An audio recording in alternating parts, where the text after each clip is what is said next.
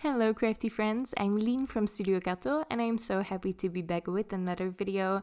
I'm showing you two cards I made with the Spellbinders Large Die of the Month Club for February, and this video is very late, so if you are interested in this club kit, head on over and get it right now because again, I'm very late with this video. All of the supplies I'm using are linked in the description below, and there's also a blog post linked in the description where you can see all of the products that I used with pictures and, links to a couple different websites if you want to get them.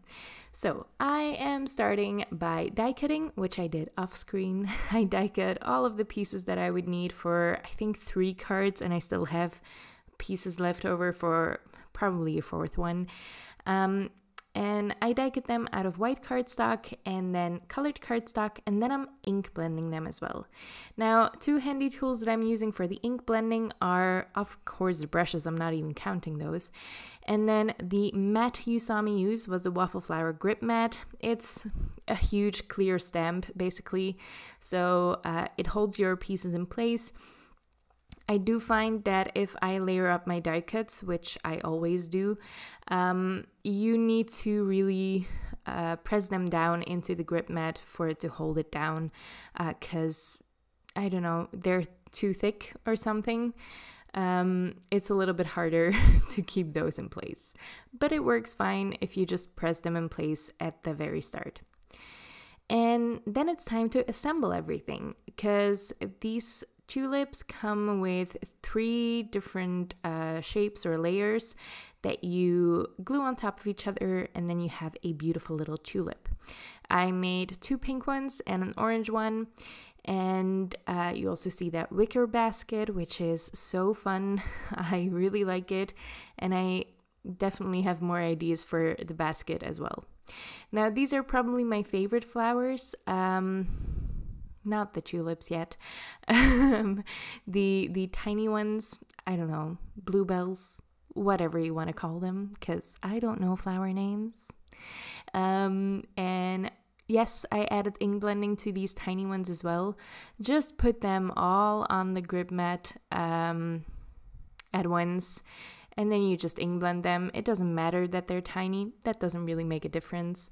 They're just a little bit fussier to stack up and layer up, but I also did that. I added a white layer of cardstock behind the colored ones as well, and it was definitely worth it. It makes your die cuts look a lot more sturdy and a lot more they just look better on your card. I can't explain why, it just looks better. It's not even the dimension, because I think dimension created with foam tape looks better because it casts more of a shadow and everything looks like it floats. So I love that type of dimension a lot more than layering up my die cuts. I just like the look of a thicker die cut for some reason. So I always layer them up. You don't have to. It's just a fun little thing I do. For the background, I am using this Floral View press plate, and I don't love how this turned out. Now, don't get me wrong, it is not the fault of the press plate. I still would use this one for the background because I think it's a beautiful little pattern. However, I think the ink I used is a little bit too dark for this background. It makes it all look a little bit too busy. I would have preferred to use like a mint blue maybe. Something lighter and pastel would probably work better here. But I do love this color. That's why I grabbed it. It's one of my favorite BetterPress inks. It just didn't work perfectly for this card. This is the Tuscan ink, I think. Yes, it's a Tuscan ink. And yeah, it's just a stunning, beautifully deep yellow. Beautiful color. Honestly, my favorite. But it doesn't work very well for this card, I'm afraid. Now, here am I with my trusty foam tape. If you see me cut foam tape, I don't have magical scissors. I don't have magical foam tape either. Foam tape will always stick to your scissors. Yes, even the non-stick scissors. foam tape is very sticky, guys. It sticks to your scissors. However, I fold mine in half, so it is double layers of foam tape, and there is release paper on both sides, and that prevents it from sticking to my scissors. If you don't want the extra dimension of double foam tape, which I don't always want either, I use baking paper, parchment paper, anything non-stick. Like if you have release paper left over from a sticker pack, for example, that would work fine as well. Put your foam tape on that so you have release paper, sort of, on both sides, and then you can also easily cut it in tinier pieces. So this is just a really handy trick because I don't have to buy foam squares anymore. I just buy foam tape, and I can get that really cheap from Action, which is sort of a dollar store, I guess, for the EU. But yeah, it's a really nice cheap store which has foam tape, apparently. So that's where I get my foam tape. But this will work with any foam tape, even the ones you don't really like, the cheaper ones that are very sticky and sort of gummy, you know what I mean? Because this one definitely is. But this helps with it. Just add release paper. And then to finish up this basket full of flowers, I'm adding a sentiment. This is from the You Are Everything Sentiments press plate, but I actually foiled this because you can foil with press plates. I'm not showing it in this video because I didn't do it for this card. It is a huge press plate that makes, I think it's 11 sentiments or something, all at once, so I just have a bunch left over. It's foiled with white opaque foil on gold cardstock. It's one of my favorite ways to make sentiments. Then the second card already. So for the second card, I am using that very, very adorable bunny bum. And I'm just showing you here how to assemble it, but it's really, really easy. So you get 2 dies for the feet. You get one where like the little cushiony pieces of the feet are cut out. So those are the white pieces. And then you get solid feet as well. You just layer those up. I cut the solid feet out of pink cardstock because that's adorable. The little pink feet on a bunny. And then I am also adding ink blending to those. And yes, I layered up my cardstock, even the feet, before ink blending, because just adding a little bit of gray to that white and the pink as well for the feet is just going to add shading. It's not going to ruin the pink. So I just thought this was easier to do. I'm making a shaped card for this one with the Make-A-Wish Arch Labels die set from Spellbinders.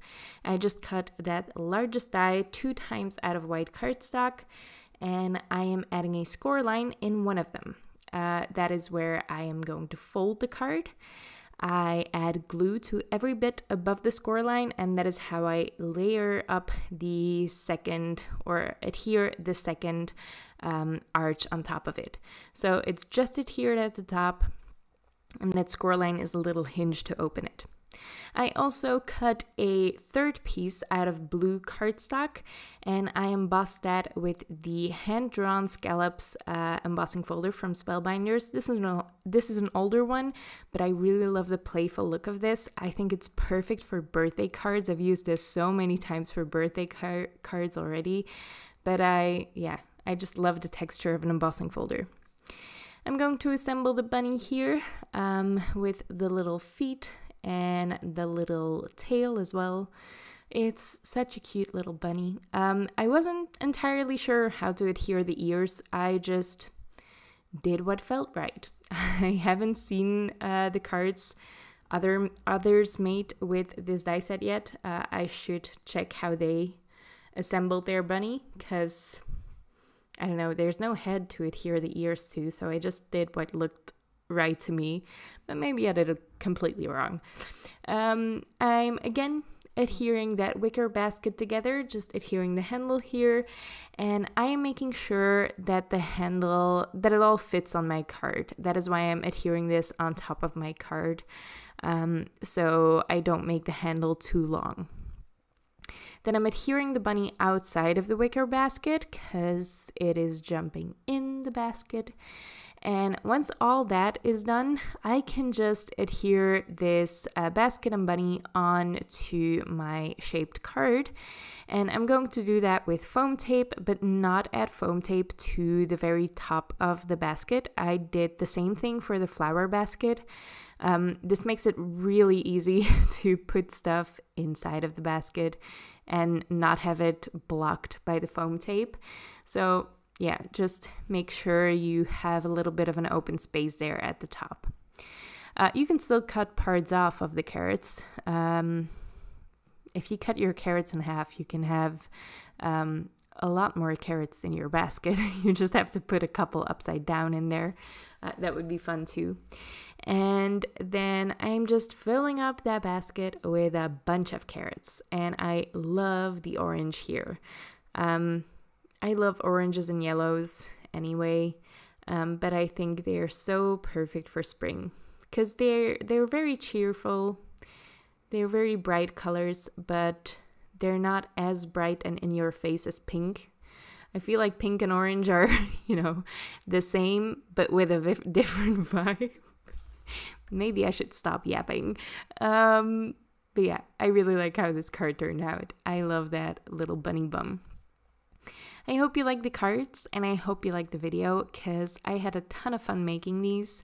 I have been posting less videos lately. I just don't get around to them anymore. I'm busy, but I'm trying to get better at it. So there will be videos for the rest of the clubs of February, and I just got the March clubs in the mail as well.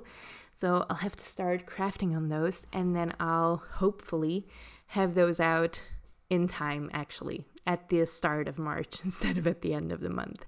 So I hope you liked this video. If you did, make sure to leave a thumbs up on this video, leave your thoughts in the comments below, and don't forget to subscribe if you want to see more of my videos. Thank you so much for watching, and I hope to see you next time. Bye!